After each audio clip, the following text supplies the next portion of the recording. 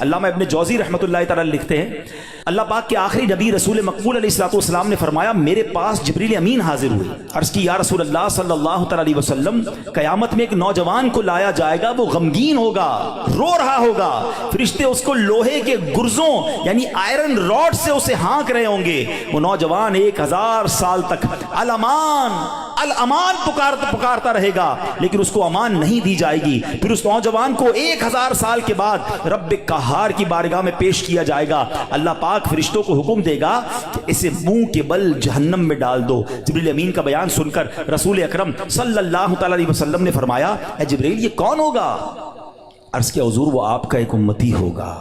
فرمایا اس کا گناہ کیا ہوگا؟ عرض کی یا رسول اللہ صلی اللہ تعالی علیہ وسلم یہ وہ بدنصیب ہے جس کی زندگی میں رمضان المبارک تو تشریف لایا مگر توبہ و استغفار کی بجائے ماہ رمضان کو اس نے گناہوں میں گزار دیا۔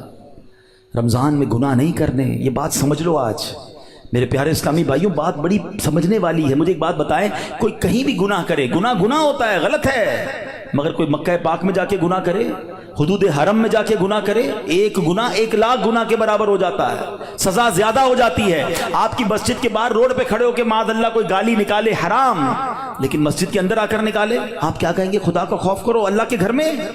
تو اسی طرح کچھ مقام کی اہمیت ہوتی ہے، کچھ وقتوں کی اہمیت ہوتی ہے، کچھ مہینوں کی اہمیت ہوتی ہے۔ رمضان ہمیں بخشوانے آیا ہے۔ اچھا ایسا تو ہے نہیں کہ جیسے رمضان کا چاند نظر آئے گا میری جناب جتنی بھی گناہوں کی عادتیں وہ آٹومیٹکلی بند ہو جائیں گی۔ جس کی جھوٹ بولنے کی عادت ہے، جس کی حرام دیکھنے کی عادت ہے، جس کی لڑائی کرنے کی عادت ہے، جس کی معاذ اللہ برے کام کرنے کی عادت ہے، وہ رمضان میں کیسے بچائے گا اپنے آپ کو؟ تو ابھی سے اپنے آپ کو بچانا شروع کر دیں، پریکٹس شروع کریں اور اپنا ذہن بنا لو آپ کچھ بھی ہو جائے میں نے انشاءاللہ گناہ نہیں کرنا ہے۔ رمضان میں اپنے آپ کو گناہوں سے بچانا ہے۔ میرا موبائل اگر گناہوں کی طرف لے جاتا ہے مجھے موبائل نہیں چاہیے، میں بھلے وہ چھوٹا والا موبائل لے لوں یا کم از کم یہ پیجز اور یہ بہت سارے جو سافٹ ویئر اپنے موبائل سے نکال دوں، کیونکہ کہیں میرا موبائل ہی مجھے گناہ نہ کروا دے۔ مجھے نہیں کھولنا ٹی وی اگر میرے ہاتھ سے ریموٹ ہاتھ میں آتا ہے اور میں کچھ غلط چیز دیکھتا ہوں۔ مدنی چینل دیکھیں، سبحان اللہ، ہر اس دوستی سے، ہر اس کمپنی سے، ہر اس صحبت سے مجھے بچنا ہے کہ جہاں بیٹھتا ہوں تو غیبتیں ہوتی ہیں، جہاں بیٹھتا ہوں تو جناب گناہ ہوتے ہیں۔ مجھے نہیں جانا بھائی، ایک گناہ اور 1 سال کے اعمال برباد، پتہ چلا لوگ رمضان میں نیکیاں کر کے بخشش پا رہے ہوں اور میں اپنی بری عادتوں کی وجہ سے مار کھاؤں۔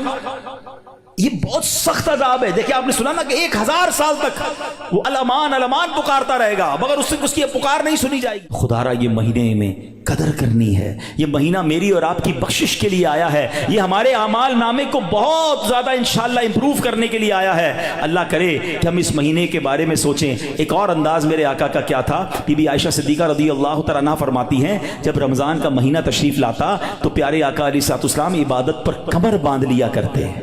نبی پاک عبادت تو ویسے بھی بڑی فرمایا کرتے تھے مگر رمضان میں اسپیشل میرے آقا علیہ الصلوۃ والسلام اور زیادہ عبادت کرتے، نوافل بڑھا دیتے، ذکر و اذکار بڑھا دیتے، دعائیں بڑھا دیتے۔